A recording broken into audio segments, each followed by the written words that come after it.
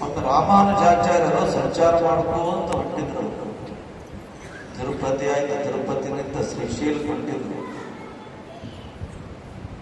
ಸಂಗಾಟ ಸುಮಾರು ಭಕ್ತರನ್ನು ಕರ್ಕೊಂಡು ಸಂಚಾರ ಮಾಡ್ಕೊಂತ ರಾಮಾನುಜಾಚಾರ್ಯ ಹೊಂಟಿದ್ರು. ಅವಾಗ ಊರಲ್ಲಿ ವಸತಿ ಇತ್ತು. ಅವಾಗ ತಮ್ಮ ಸಮೀಪದಲ್ಲಿರತಕ್ಕಂಥ ಒಬ್ಬ ಶಿಷ್ಯನಿಗೆ ಹೇಳಿದ್ರು, ಇಂಥ ಶಿಷ್ಯನ ಮನೆಗೆ ನಾವು ಪ್ರಸಾದಕ್ಕೆ ಬರ್ತೇವೆ ಅಂತ ಹೇಳಿ ಅವ್ರ ಮನೆಗೆ ಹೋಗಿ ನೀವು ಪ್ರಸಾದಕ್ಕೆ ಬರ್ತಾರಪ್ಪ, ಅಪ್ಪವ್ರು ಇಂಥ ಊರಾಗ ಬರ್ತಾರ, ಬರ್ಲಕ್ಕಂತಾರ, ಇಂಥದ್ದು ಇಷ್ಟು ಮಂದಿ ಅದರ ಪ್ರಸಾದ ವ್ಯವಸ್ಥೆ ಮಾಡಂತ ಹೇಳು ಅಂತ ಹೇಳಿ ಆಯ್ತು ಅಂತ ತಿಳ್ಕೊಂಡು ಹೋಗಿ ಹೇಳಿದಾಗ ಅವ್ರು ಆಯ್ತು ಅಂತ ತಿಳ್ಕೊಂಡಂದ್ರು. ಇನ್ನೇನು ಗುರುಗಳು ಸಹಿತ ಬರೋದು ಅದಾರ ಅಂತ ಅನ್ನೋದ್ರೊಳಗಾಗಿ ಮತ್ತೆ ಹೊಡ್ಕೊಂತ ಹೋಗಿ ಆ ಶಿಷ್ಯನೇ ಬಂದು ಹೇಳಿದ, ಇವತ್ತು ನಮ್ಮ ಮನೆ ಸ್ವಲ್ಪ ಬೇರೆ ಕೆಲಸ ಆದ್ರೆ ನೀವು ಪ್ರಸಾದ ವ್ಯವಸ್ಥೆ ಮಾಡಕ್ ನಮ್ಮ ಮೇಲೆ ಆಗಂಗಿಲ್ಲ. ನಿಮ್ ಪ್ರಸಾದ ವ್ಯವಸ್ಥೆ, ನಿಮ್ಮ ವ್ಯವಸ್ಥೆ ನೀವು ನೋಡ್ಕೋರಿ ಅಂತ ತಿಳ್ಕೊಂಡು ಹೇಳ್ಬಿಟ್ರು. ಗುರುಗಳು ಹೆಂಗ್ ಮಾಡ್ಬೇಕು, ಶಿವಶಿಕ್ಷೆ ಅಲ್ಲ. ಆಯ್ತಂತ ತಿಳ್ಕೊಂಡು ಗುರುಗಳು ಹ್ಯಾಂಗ್ ಮಾಡ್ಬೇಕು ಅನ್ನೋದ್ರೊಳಗಾಗಿ ಅಲ್ಲೇ ತಮ್ಮ ಊರಲ್ಲಿ ಯಾವಾಗಲೂ ಕೂಡ ಅವನು ಬಂದು ಹೋಗತಕ್ಕಂಥ ಗೋವರ್ಧನ ಅನ್ನುವಂಥ ಒಬ್ಬ ಶಿಷ್ಯನ ಮನೆ ಅಂತ ಗೊತ್ತೈತೆ. ಆಳ್ಕೊಡು ಬಡವ. ಆ ಗೋವರ್ಧನ ಹ್ಯಾಂಗಿದ್ದನಂತ ತಿಳ್ಕೊಂಡೆ ಕೇಳಿದ್ರೆ ಅದು ಬಹಳ ಕಡು ಬಡತನ. ಅವನ ಹೆಂಡತಿ ಹೆಸರು ಸಂಚಾರಿ ಅಂತ ಹೇಳ್ತಿ, ಹೆಸರೇ ಸಂಚಾರಿ ಅಂತ ಹೇಳ್ತಾರೆ. ಇಬ್ರು ಎಷ್ಟು ಬಡತನ ಇರುತ್ತೆ ಅಂತ ತಿಳ್ಕೊಂಡೆ ಕೇಳಿದ್ರೆ ನಾಲ್ಕಾರು ಮನೆಗಳ ಭಿಕ್ಷೆ ಬೇಡಿ ತರಬೇಕು, ಅದನ್ನೇ ತಿನ್ನಬೇಕು, ಒಂದೊಂದರ ಪ್ರಸಾದ ನೀಡಬೇಕು. ಇನ್ನೊಂದು ಏನಿತ್ತು ಅವ್ರ ಮನೆಯಾಗ ಅಂತ ಕೇಳಿದ್ರೆ ಇಬ್ಬರು ನೋಡು ಒಂದೇ ಪಂಚಾಯತಿ, ಇಬ್ಬರು ನೋಡು ಒಂದೇ ಪಂಚಾಯತಿ. ಆ ಪಂಚೆ ಉಟ್ಕೊಂಡು ಒಬ್ರು ಸ್ನಾನ ಮಾಡಬೇಕು, ಇನ್ನೊಬ್ರು ಮರೆಮಾಚಿ ನಿಂತಿರ್ಬೇಕು. ಅದು ಹ್ಯಾಂಗ್ರಿ ಅಂತ ತಿಳ್ಕೊಂಡು ತಾರ್ಕಿಕವಾದಂತ ಮಾತಲ್ಲ. ಹಂಗೆ ಹಂಗ್ರಿ ಹಿಂಗೆ ಹಂಗ್ರಿ ಅಂತ ತಿಳ್ಕೊಂಡು ಈಗ ಬಟ್ಟಿನ ಬಾಳ ಆಗ್ಯಾವ, ದಾನ ಕೊಡೋರು ಬಾಳ ಮಂದಿ ಆಗ್ಯಾರ, ಬಾಳ ಮಂದಿ ಹುಟ್ಟುವಂತಂದ್ರೆ ಅದ್ರ ಆ ಮಾತಲ್ಲ. ಅಂತ ವಿಚಾರದಲ್ಲಿ ಆ ಗೋವರ್ಧನ ಸಚ್ಚಾರಿತ್ರವತಿಯಾದಂತ ತನ್ನ ಹೆಂಡತಿಗೆ ಅಂತನ ಗುರುಗಳು ಇನ್ನು ಹೊಂಟಾರಂತ ಯಾರೋ ಮನೆ ಪ್ರಸಾದ ಮಾಡಬೇಕಾಗಿತ್ತು. ಪ್ರಸಾದ ಅನುಕೂಲ ಆಗಿಲ್ಲ. ನಮ್ಮ ಮನೆಗೆ ಪ್ರಸಾದಕ್ಕೆ ಬರ್ತೇನೆ ತಿಳ್ಕೊಂಡು ಗುರುಗಳು ಹೇಳ್ಯಾರ, ಪ್ರಸಾದ ವ್ಯವಸ್ಥೆ ಹೆಂಗ್ ಮಾಡೋಣ ಅಂದ್ರೆ ಕರ್ಕೊಂತ ಹೋದ್ರೆ ಸಿಗಂಗಿಲ್ಲ. ಗುರುಗಳು ಹುಡುಕಾಡ್ಕೊಂಡು ಹೋಗಿ ಇವತ್ತು ಅಮಾವಾಸ್ಯೆ ಆದ ತಿಳ್ಕೊಂಡು ತಿರುಗಾಡಿ ತಂದು ಬಹಳ ಮಂದಿ ಮುಗಿಸಿದ ಸ್ವಾಮಿಯರ ಗಿಡಕೊಂಡು ಬಂದು ಊಟ ಮಾಡಿಸ್ತೀನಿ ಅಂತ ತಿಳ್ಕೊಂಡಂದ್ರ ಸ್ವಾಮಿಯರ ಅಂತಾರ, ಏನೋ ಒಣಗಿಲ್ಲ, ಒಂದ್ ಎರಡು ಹೋಳಿಗೆ ಹೆಚ್ಚಿ ಕೊಡ್ತೀರಪ್ಪ ಮುದ್ದೆ ಅಂತಂದ್ರೆ ಈಗ ಕೂಡ ಎಲ್ಲ ಸ್ವಾಮಿಯರಿಗೆ ಹೆಚ್ಚ ಹೋಳಿಗೆ ಶುಗರ್ ಇರ್ತದ, ಈ ಬೇಕಿದ್ರೆ ದಕ್ಷಿಣ ಕೊಡ್ತು. ದಕ್ಷಿಣ ಒಂದು ಹೋಳಿಗೆ ಹೊಡೆದ್ರು 11 ರೂಪಾಯಿ. ಒಂದೂರ ಇಬ್ಬರು ತಂದೆ ಮಕ್ಕಳ ಐಗೋಳಿದ್ರು ಐಗೋಳಿ ಇರ್ತಾರ.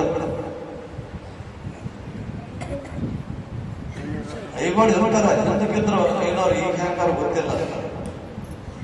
ನಮ್ಮ ಮಿಂಚನಾಳ ಸರ್ ಹೇಳ್ತಿದ್ರು ನಿಂಬಾಳ್ದಾಗ ಐಗೋಳಿದ್ರಂತ. ಅವನಿಗೆ ಭಿನ್ನ ಯಾರು ಹೇಳ್ತಿಲ್ಲ ಅಂತ ಅವನೇ ಭಿನ್ನ ಹೇಳ್ತಿದ್ದಂತ.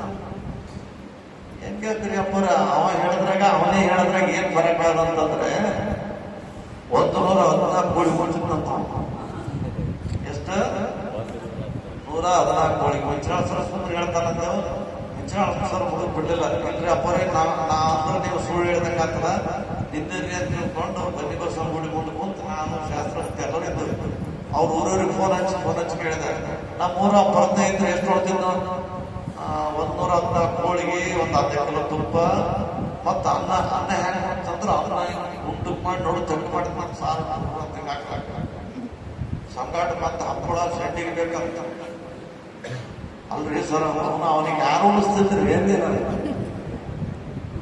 ಅದೇನ 500 ಮಂದಿ ಮನೆ ಹೊಕ್ಕ ಮಾಡಿ ಹೊಕ್ಕಂದ್ರೆ ಕೆಲಸ ಯಾವಾಗ ಇಲ್ರಿ ಅಪ್ಪರೇ ಅವನು ಶಾಣೆ ಇದ್ದ ಮುಂದೆ ಅವ್ ಏನ್ ಮಾಡ್ತಾನಂದ್ರ ಅವನೇ ತಿರುಗಾಡಿ ಹೇಳ್ತಂತ ಈ ಅಮಾಸೆ ಆ ಕಡೆಗೆ ತಿರುಗಾಡಿ ಬಂದು ಇಂಥವ್ರ ಮನೆಗೆ, ಈ ಶಾಣಗೌಡ್ರ ಮನೆಗೆ, ಬಸವಗೌಡ್ರ ಮನೆಗೆ, ಇಂಥವ್ರ ಮನೆಗೆ ಹೇಳ್ತಿದ್ದಾರೆ.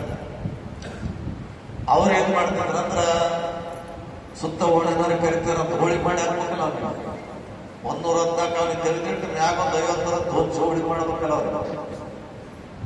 ಮಂದಿ ಗೊತ್ತಾಗ್ತದ ಯಾಕೆ ನೋಡ್ರ ಮನೆಗೆ ಏನ್ ನೋಡ್ತದ, ಏನೇನ ಮತ್ತೆ ನಾಳೆ ಒಳ್ಳಾಕ್ ಬರ್ತಾನಂತ. ಅವ್ನು ಒಳ್ಳಾಕ್ ಬರ್ತಾನಂದ್ರೆ ದೊಡ್ಡ ಬೀಗರು ಬರ್ತಾವ.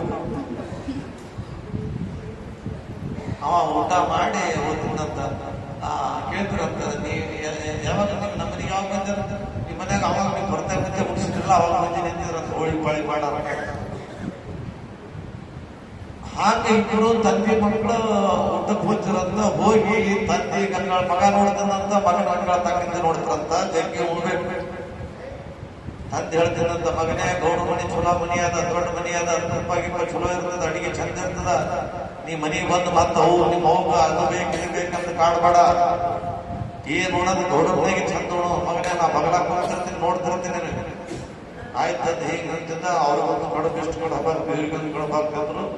ತಂದೆ ನೋಡ್ತಿದ್ದ, ಮಗನ ಕೈಯಾಗಿ ಕಬದ ಕಂಗಾಳದ ಹಾಕಿದ, ಮಗನ ಕಂಗಾಳದಾಗ ಹೇಳ್ಕೊಂಡು ಅಂತ ತುಪ್ಪ ಹಾಕಿದಂತ ಉಳಿದಿದ್ರೆ ಉಂಡು ಬಂದ್ರೆ ಎಲ್ಲ ಆಯ್ತಿತ್ತು.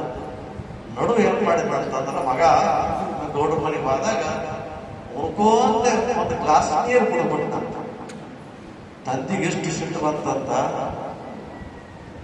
ಮನೆಗೆ ಬಂದ್ರೆ ನಿನ್ನ ಭಾಗದ ಕಾಲ ಹಾಕಿಟ್ಟಂತಲೇ ನೀರು ಕುಡಿಯಾಗಿಂತ ಮನೆಗೆ ಬಂದಂದ್ರೆ ಕುಡ್ಲಿಕ್ಕೆ ನೀರು ಸಿಗ್ತಿದ್ದಿಲ್ಲ ಮಗನೇ. ಮನೆಯಾಗ ನೀರು ಸಿಗ್ತಾರೆ, ಗೌಡ್ರ ಮನೆ ಗಡುಬು ಸಿಗಂಗ ಅವನ ಮಗನೇ ಅಂದ. ತಂದೆ ಅಂದ ಮಗ ಅಂತ, ಅಪ್ಪ ನೀವು ಉಣೋದು ಬಿಡೋದು ಒಂದೇ ಕಲ್ತೀರಿ, ನನಗ ಸ್ವಲ್ಪ ನಿಂದ್ರಂತ. ಏನು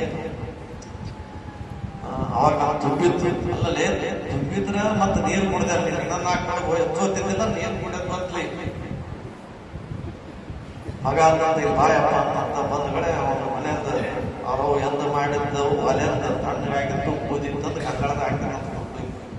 ಅಳಿಬೆಳ್ಳಿ ಬೆಳ್ಕೊಳಕ್ ನೀರು ಏರ್ಸಿದಂತ ಕಂಗಾಳದ ಬೂದಿ ಏರ್ಸಿ ಒಂದು ಚೆರಿಗೆ ಇರ್ತಂತ.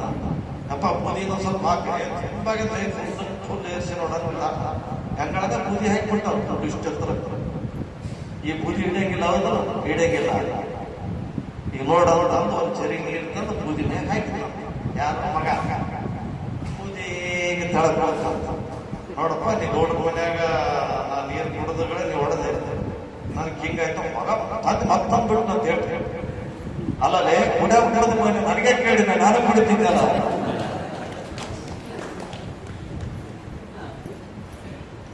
ಅಂಥ ವಿಚಾರದಲ್ಲಿ ಗೋಪಾಲದಾಸರು ತಿರುಗಾಡುವಂತ ಸಂದರ್ಭದಲ್ಲಿ ಯಾರೋ ಬಂದು ಹೇಳ್ತಾರ, ರಾಮಾನುಜಾಚಾರ್ಯ ಹೊಂಟಾರ, ಅವರ ಶಿಷ್ಯ ಸಮೂಹವನ್ನು ಕರ್ಕೊಂಡು ಬಂದು ನಿಮ್ಮ ಮನೆ ಪ್ರಸಾದ ಮಾಡ್ತಾರ.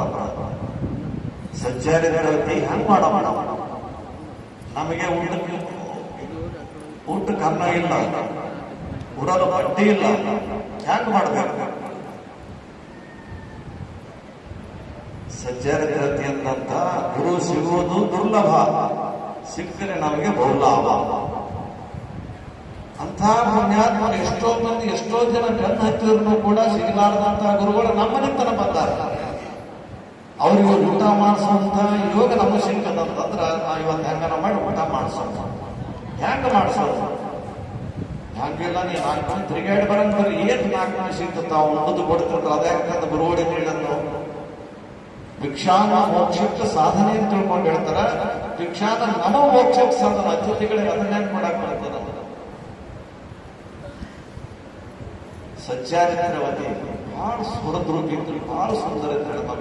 ಅಂದ್ರೆ ಈ ಮಾತು ಯಾಕೆ ಬರ್ತಾರ ನೋಡಿ ಮುಂದಿನ ಅಕ್ಕಿ ಅಂದ್ರು ಅಡಿಗೆ ಇದ್ದಂತ ಮಾಡಿಸಂತ ವ್ಯವಸ್ಥೆ ನಂದು ನೋಡ, ಭಗವಂತನ ಇಚ್ಛೆ ಆದ. ಆ ಸಚ್ಚಾರಿತ್ರವತಿ ಏನ್ ಮಾಡ್ತಂದ್ರೆ ಅಲ್ಲಿ ಒಬ್ಬ ವೈಶ್ಯ ಇದ್ದಾರೆ, ವೈಶ್ಯ ಅಂತ ತಿಳ್ಕೊಂಡ್ರೆ ವ್ಯಾಪಾರ ಮಾಡ್ಬಾರ್ದು. ಆ ವೈಶ್ಯ ಕೆಟ್ಟ ಲಂಪಟ ಇದ್ದ. ಒಂದ್ ದಿವಸ ಈ ಸಚ್ಚಾರಿತ್ರವತಿಗೆ ನೋಡಿ ಹೇಳಿದ, ನಿನ್ನಂತ ಸುಭದ್ರೂಪಿ ಹೆಣ್ಣು, ನಿನ್ನಂತ ಸುಂದರ ಹೆಣ್ಣು ನಮ್ಮ ಊರಾಗೆ ಇಲ್ಲ. ಗಂಡನೊಂದಿಗೆ ಯಾಕೆ ಕೂಡಿ ಕಷ್ಟ ಕಾರ್ಪಣ್ಯಗಳನ್ನು ಅನುಭವಿಸ್ತಿ, ನಾನು ಬಲ್ಲಿ ಬಂದೆ ಅಂದ್ರೆ ನೀನು ನನ್ನವಳಾದ ಅಂತಂದ್ರೆ ನಿನಗೆ ಬೇಕಾದಷ್ಟು ದವಸ ಧಾನ್ಯ ಒಡೆಯುವ ವಸ್ತ್ರಗಳನ್ನು ನಾನು ಕೊಡ್ತೀನಿ. ಸಚ್ಚಾರಿತ್ರವತಿ ಅಂತಿದ್ರು. ನನ್ನ ಹೆಸರು ಸಚ್ಚಾರಿತ್ರವತಿ ಅಷ್ಟೇ ಅಲ್ಲ, ನನ್ನ ಗುಣನೂ ಕೂಡ ಸಚ್ಚಾರಿತ್ರವಂತ ನಾನು. ಆದ್ರೆ ಅಂಥ ನೀಚ ಕೆಲಸ ನಾ ಮಾಡಂಗಿಲ್ಲ, ನೀಚ ದಾರಿಗೆ ಬರಂಗಿಲ್ಲ. ಈ ಮಾತನ್ನ ಎತ್ತಬಾಡ ಅಂದ್ಕೊಂಡಿದ್ದಿದ್ರು. ಎಂದೋ ಒಂದು ದಿನ ಅಂದಂತ ಮಾತನ್ನ ಆ ಸಚ್ಚಾರಿತ್ರವತಿ ವಿಚಾರ ಮಾಡಿದಳು. ಅವತ್ತು ಹೋಗಿ ವೈಶ್ಯನ ಅಂಗಡಿಗೆ ಎತ್ತಳು. ಏನಂತ ಗೊತ್ತಾ, ಒಂದು ಕಾಲಕ್ಕೆ ನೀವು ಒಂದು ಶಬ್ದ ಅಂದಿದ್ದೀನಿ, ಆದ್ರೆ ಆ ಶಬ್ದ ನನಗೆ ನಡಿಬೇಕಂತ ತಿಳ್ಕೊಂಡಂದ್ರೆ ಸಂದರ್ಭನ ತಂದುಕೊಟ್ಟಿದ್ದಿಲ್ಲ. ಇವತ್ತು ಪುಣ್ಯ ಪರೋಪಕಾರಕ್ಕಾಗಿ ನನಗೆ ಸಂದರ್ಭ ಬಂದದ.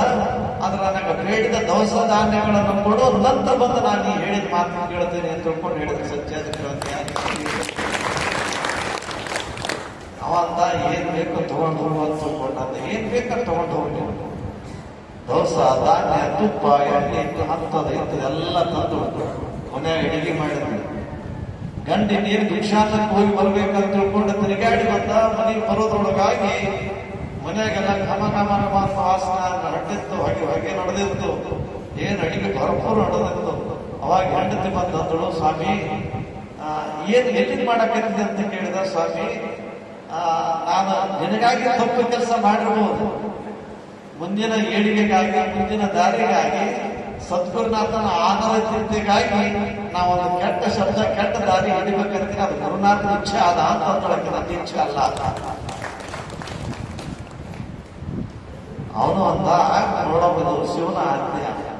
ಗುರುನಾಥ ಶಿವ ಸಾಕ್ಷಾತ್ ಸ್ವರೂಪ ಗುರುವಿನ ರೂಪದಲ್ಲಿ ಬಂದಾನಂತ ತಿಳ್ಕೊಂಡಂದ್ರೆ ಗುರು ಹೆಂಗ್ ದಾರಿ ತೋರಿಸ್ತಾರ, ಶಿವ ದೇವ್ರ ಹೆಂಗ್ ದಾರಿ ತೋರಿಸ್ತಾರ, ದೇವರು ತೋರಿಸಿದಾಗ ನಾವು ಹೇಳ. ರಾಮಾನುಜಾಚಾರ್ಯ ಬಂದ್ರು ಕುಂದ್ರು ಪ್ರಸಾದ ಏನ್ ಆನಂದ ಆಯ್ತವ, ಎಷ್ಟು ಆನಂದ ಆಯ್ತು. ಸದ್ಗುರುನಾಥ ಬದುಕಿಗೆ ಹೆಣ್ಣು ಕೊಡುವುದು, ಬದುಕಿಗೆ ಹಣ್ಣು ಕೊಡುವುದು, ಸತ್ತ ಬಳಿಕ ಮಣ್ಣು ಕೊಡುವುದು, ನನ್ನ ಬದುಕಿಗೆ ಬಣ್ಣ ಕೊಡೋರು ಯಾರಾದ್ರೂ ಉಂಟೆ ಅಂತ ಕೇಳ್ತಾರೆ. ಬೇಕಾದ ಜೀವನಕ್ಕೆ ಏನಾದ್ರೂ ಕೊಡ್ತಿರ್ತಾರೆ. ಆದ್ರೆ ನನ್ನ ಬದುಕಿನಲ್ಲಿ ಇವತ್ತು ಇಂಥ ಒಂದು ಪರೀಕ್ಷೆ ಕಾಲ ಅಂತಂದ್ರ ಆ ಸಮಯ ನೀನೇ ತಂದವ, ನೀನೇ ಹೊಳ ಮಾಡವ. ಸಂತೃಪ್ತದಿಂದ ಉಂಡಂತ ರಾಮಾನುಜಾಚಾರ್ಯ ಎದ್ದು ನಿಂತು, ತಾಯಿ ನೀವು ಉಂಡದ್ದು ಕೇವಲ ಸಾಕ್ಷಾತ್ ನನಗಲ್ಲ, ಭಗವಂತನಿಗೆ ಮುಟ್ಟಿದ್ದ. ಅದಕ್ಕಾಗಿ ಅಂತಾರ, ಒಬ್ಬ ಶಿವಯೋಗಿ ಉಳಿಸಿದ್ದಾದರೆ ಶಿವಯೋಗಿಗೆ ಸಂತೃಪ್ತಿ ತುತ್ತು ಭವತಿ ಶಂಕರ. ಒಬ್ಬ ಸ್ವಾಮಿಗಳಿಗೆ ಯಾರಾದ್ರೂ ಉಳಿಸಿದ್ರಂದ್ರೆ, ಒಬ್ಬ ಶಿವಯೋಗಿಗೆ ಯಾರಾದ್ರೂ ಉಳಿಸಿದ್ರಂದ್ರೆ, ಉಳಿಸಿದಂತ ಸಂದರ್ಭದಲ್ಲಿ ಎಡೆ ಮಾಡಿದಂತ ಸಂದರ್ಭದಲ್ಲಿ ಗುರುನಾಥ ನನ್ನಲ್ಲಿದ್ದಂಥದ್ದನ್ನು ನೀನು ಅಪೇಕ್ಷಿಸಿದ್ದನ್ನು ನಾನು ಮಾಡಿ ನೀಡಿ ಗುರುನಾಥ ಮುಂದೆ ನನ್ನನ್ನು ಕೃತಜ್ಞತಾರ್ಥರನ್ನಾಗಿ ಮಾಡೋದು ನಮಸ್ಕಾರ ಮಾಡಿದಾಗ ಎತ್ತಿಗೆ ಅಂತ ಗುರುನಾಥ ಹೇಳ್ತಾನ, ಶಿವಯೋಗಿಯ ಸಂತೃಪ್ತಿ ತುತ್ತು ಭವತಿ ಶಂಕರ. ತತ್ಪೃಪ್ತಿಯ ತನ್ಮಯ ಅಂದ್ರೆ ನೀವು ಗುರುನಾಥ ನೀನು ಉಂಡೆ ಅಂತಂದ್ರ ಪರಮಾತ್ಮ ಉಂಡಂಗ ಅಂತ ತಿಳ್ಕೊಂಡು ನೀನೇನ್ ಅಂತಿಲ್ಲ, ಇದು ಪರಮಾತ್ಮ ಮುಟ್ಟದಂತ ತಿಳ್ಕೊಂಡಂದಾಗ ಪರಮಾತ್ಮ ಅಂತನಂತ ನನ್ನ ರೂಪದಿಂದ ನರ ರೂಪದಿಂದ ಬಂದಂತ ಶಿವನೇ ಅವನು. ಅವ ಮಾಡಕಂತನಂತಂದ್ರ ಕೇವಲ ಅವ ಉಂಡದ್ದಷ್ಟೇ ಹಳ್ಳಿ ತುಂಬಿದಂಥದ್ದಲ್ಲ, ಚರಾಚರ ವಸ್ತುಗಳಿಗೂ ಹಳ್ಳಿ ತುಂಬದ. ಒಬ್ಬ ಗುರುನಾಥ ಉಂಡಂತಂದ್ರ ಕೈಲಾಸದಲ್ಲಿ ಕುಳಿತಂತ ಪರಶುನಿಗೆ ತೃಪ್ತಿ ಆದಂಗ ಅಂತ ತಿಳ್ಕೊಂಡು ದೇವರ ಅಲ್ಲದೆ ಆಶೀರ್ವಾದ ಮಾಡ್ತಾನಂತ. ಅದಕ್ಕೆ ಇವತ್ತು ಏನಾದ ಯಾಕೆ ಏನು ಮಾಡಿದವ, ನೀ ಏನ್ ಅನ್ಕೊಂಡೆ ಗೊತ್ತಿಲ್ಲ, ನೀ ಕೊಟ್ಟಂತ ಪ್ರಸಾದ ತೃಪ್ತಿ ಆಯ್ತು, ನಿನಗೆ ಒಳ್ಳೇದಾಗಲಿ, ಊರಿಗೆ ಒಳ್ಳೇದಾಗಲಿ, ನಿನಗೆ ಅನ್ನ ಕೊಟ್ಟವನಿಗೆ ಹೊರಗೆ ಒಳ್ಳೇದಾಗಲಿ ಅಂತ ಗುರುವಾರ ಯಾರು ಅನ್ನ ಕೊಟ್ಟಲ್ಲ, ಅನ್ನ ಕೊಟ್ಟವನಿಗೆ ಒಳ್ಳೇದಾಗಲಿ. ದಾನ ಧರ್ಮ ಪುಣ್ಯ ಪರೋಪಕಾರ ಮಾಡಬೇಕಾದ್ರೆ ಏನಂತಾರ ಅಂತ ಭಕ್ತಿಯಿಂದ ಶ್ರದ್ಧೆಯಿಂದ ಭಾವದಿಂದ ಮಾಡಬೇಕು. ಅಂತ ಒಂದು ವಿಚಾರದಲ್ಲಿ ಆ ಗುರುನಾಥ ಭಟ್ ಏನಂತಾನಂತ ನೋಡವ, ನೀ ಕಡು ಬಡವರಿದೆ ಅಂತ ತಿಳ್ಕೊಂಡು ನನಗೂ ಗೊತ್ತು, ನೀ ಎಲ್ಲಿ ಅಲ್ಲಿ ದವಸ ಧಾನ್ಯಗಳು ತಿಂದಿದ್ದನ್ನೋದನ್ನು ನನಗೆ ಗೊತ್ತು, ನಿನ್ನ ಭಾವ ಎಲ್ಲಿ ಹಣ ಇಟ್ಟಿದ್ದಂಗೆ ಅಂದ್ರೂ ನನಗೆ ಗೊತ್ತು. ಆದ್ರೆ ಈ ಅಕ್ಷತೆ ಕೊಡ್ತೀನಿ, ಮಂತ್ರಾಕ್ಷತೆಯನ್ನು ಒಯ್ದು ಈ ತೃಪ್ತಿ ಮಾಡ್ಸಕ ಯಾರ್ಯಾರು ಕಾರಣರಾಗ್ಯಾರ ಎಲ್ಲರ ಮ್ಯಾಗ ಹಾಕಿಬಿಡವ ಅಂತ ತಿಳ್ಕೊಂಡು ಗುರುನಾಥ ಕೊಟ್ಟ. ಅಕ್ಷತ ತಗೊಂಡು ಮೊದಲಿಗೆ ಅಂದ್ರೆ ವೈಶ್ಯನ ಮನೆಗೆ ಹೋದ. ವೈಶ್ಯನ ಮನೆಗೆ ಹೋದ ನಂತರ ಅವನು ಅಂತಿದ್ದ, ಈಗ ಬರ್ತಾಳ, ಇನ್ನೂ ಸ್ವಲ್ಪ ಬರ್ತಾಳ, ಕಾಮಾತುರಾಣ ಲಜ್ಜಂ ಭಯಂ ನ ಭಯಂ ಯಾವಾಗ ಬರ್ತಾಳೆ ಅಂತ ತಿಳ್ಕೊಂಡು ಅವಾಗ ನೋಡಿದ್ದ ಈ ಅಮ್ಮ ಹೋದ ತಕ್ಷಣ ಬಾ ಅಂತ ತಿಳ್ಕೊಂಡಂತ ಬರ್ತೇನೆ. ಆದ್ರ ನಾನೇನು ತೃಪ್ತಿ ಮಾಡಿಸಿದ್ದೇನೆ ಗುರುನಾಥ, ನನಗಷ್ಟೇ ಆಶೀರ್ವಾದ ಮಾಡಿದ, ನಿನಗೂ ಆಶೀರ್ವಾದ ಮಾಡ್ಯಾನ. ಈಗ ಮೊದಲ ಮಂತ್ರಾಕ್ಷತೆ ತಗೋಂದಾಗ ಅವ ಅಂದ ನೀ ಏನ್ ಕೊಟ್ಟರು ತೋತೀನಿ ಅಂತ, ಏನ್ ಕೊಟ್ಟರು ತೋತೀನಿ ಅಂತ ತಿಳ್ಕೊಂಡಂದಾಗ ಹಾಗಾದ್ರೆ ನೀನು ಕಣ್ಣು ಮುಚ್ಚಿ ಭಗವಂತನ ಧ್ಯಾನ ಮಾಡೋ ತಿಳ್ಕೊಂಡಂತ ಧ್ಯಾನ ಮಾಡಿದ್ರು. ಆ ತಾಯಿ ಏನ್ ಮಾಡಿದ್ರು ಅಂದ್ರೆ ಗುರುನಾಥ್ ಕೊಟ್ಟಂತ ಅಕ್ಷತೆಯನ್ನ ಆ ತಿಳಿಮೆ ಹಾಕೊಂಡ್ರು ಆ ಕಣ್ಣು ಮುಚ್ಚಿಬಿಟ್ಟ. ಕಣ್ಣು ಮುಚ್ಚಿ ಕಣ್ಣು ತೆರೆದಂತಾರ ಅವನ ತಾಯಿ ಬಂತ ಯಾರು ಆ ಸುಚಿತ ಸಚ್ಚಾರಿಕೆ ನಿಂತಳಲ್ಲ ಆಕಿನ ರೂಪ ಹೋಯಿತು. ಅವನಿಗೆ ಏನು ಕಂಡಿತ್ತು ಅಂತ ತಿಳ್ಕೊಂಡು ಕೇಳಿದ್ರೆ ಸಾಕ್ಷಾತ್ ನನ್ನ ಜನ್ಮ ಕೊಟ್ಟ ತಾಯಿ ಅನುಭವಾಯ್ತು. ತಾಯಿ ಅವ ಅಂತ ನಾನು ಸಚ್ಚಾರಿಕೆ ನಾನು ಕೇಳ್ಕೊಂಡಿದ್ದೆ, ಅವ ಮನಸ್ಸು ಪರಿವರ್ತನೆ ಆಯ್ತು, ಬ್ರಹ್ಮಜ್ಞಾನ ಆಯ್ತು, ಭಗವಂತನ ಯೋಗ ಪ್ರವೇಶ ಆಯ್ತು, ಯೋಗ ಕೃಪ ಆಯ್ತು. ಅವ ಅಂತ ನಾನು ಸಣ್ಣವಿದ್ದಾಗ ನಮ್ಮ ತಾಯಿ ತೀರ್ಕೊಂಡಾಳ ಅಂತ ಕೇಳಿದ್ದೆ. ನಾನು ತಾಯಿಯ ನೆನಪು ಮಸುಕಾಗಿತ್ತು, ನಮ್ಮ ಅವು ಹಿಂಗೆ ಇತ್ತು ಅಂತ ತಿಳ್ಕೊಂಡು ಕೇಳಿದ್ದೆ. ಆದ್ರೆ ಕೇವಲ ಒಂದು ದಿನಕ್ಕೆ ಬೇಕಾಗಿರ್ತಕ್ಕಂಥ ಗುರುಗಳಿಗೆ ಉಳಿಸುವಂತ ಅನ್ನ ಅರಿವೆಗಳಲ್ಲಿ, ಅನ್ನ ವಸ್ತುಗಳಲ್ಲಿ ಎಂದೋ ಆಗಿರುವಂತ ಸಾಕ್ಷಾತ್ ನಮ್ಮ ತಾಯಿಯನ್ನೇ ತಂದು ನಿಂದಿರಿಸುವಂತ ಶಕ್ತಿ ಅದರಲ್ಲಿ ತಿಳ್ಕೊಂಡಾಗ ದಾನದಲ್ಲಿ, ಧರ್ಮದಲ್ಲಿ, ಪುಣ್ಯದಲ್ಲಿ ಎಷ್ಟು ಶಕ್ತಿ ಅದಲ್ಲ ಅಂತ ಕೇಳಿದ್ರು. ಸಾಕಿ ಸಂಸಾರ ಅಂತ ಹೆಣ್ಣು ತಿಳ್ಕೊಂಡು ಕರ್ಕೊಂಡು ಬಂದಂತಾರೆ. ಹೆಣ್ಣಲ್ಲ, ಹೆಣ್ಣು ರಕ್ಕಸಿ ಅಲ್ಲ, ಹೆಣ್ಣು ಸಾಕ್ಷಾತ್ ಕಟಕ ಸಿದ್ಧ ಚೆನ್ನ ಮಲ್ಲಿಕಾರ್ಜುನ ತಾಯಿ. ನೀನಾಗಿ ಬಂದಿಲ್ಲ, ನನ್ನ ಜನ್ಮ ಕೊಟ್ಟಂತ ತಾಯಿ ನನಗೆ ಅದಕ್ಕಂತಂದ್ರೆ ನನಗೆ ನೀನು ತಾಯಿ ಸಮಾನ ಅಂತ ತಿಳ್ಕೊಂಡು ಆಕಿನ ಕಾಲು ಹಿಡ್ಕೊಂಡಂತ ನಡಿ ಗುರುನಾಥ ಇಲ್ಲ ನಮ್ಮ ರಾಮಾನುಜಾಚಾರ್ಯರ ಸಾನ್ನಿಧ್ಯದಲ್ಲಿ ಆ ವಯಸ್ಸಿನ ಒಂದು ಮೂರ್ತಿ ಪಕ್ಕದಲ್ಲೇ ಕೂಡ ಇರುತ್ತದಂತ ತಿಳ್ಕೊಂಡು ಅನುಭವಿಗಳು ತಕ್ಕಂಥವರಾಗ್ತಾರೆ. ಹೇಳುವಂತಹ ತಾತ್ಪರ್ಯ ಅಂತ ಕೇಳಿದಾಗ ಗುರುನಾಥನ ಸಾನ್ನಿಧ್ಯ ದೇವರ ಕೃಪೆ ಅನ್ನುವಂಥದ್ದು ಎಲ್ಲಿರುತ್ತೆ ಅಂತ ಕೇಳಿದಾಗ ಭಕ್ತಿ ಭಾವ ಸದ್ಭಾವನೆಯಿಂದ ಯಾವ ಕಾರ್ಯಗಳನ್ನು ಮಾಡ್ತಿರ್ತೀವಿ ಆ ಕಾರ್ಯದಲ್ಲಿ ಅವರ ಕೃಪೆ ಇರ್ತಾ ಇದೆ ಅನ್ನತಕ್ಕಂಥ ವಿಚಾರಕ್ಕೆ ಅನುಗುಣವಾಗಿ ನಮ್ಮ ಪಂಡಿತೋತ್ತಮ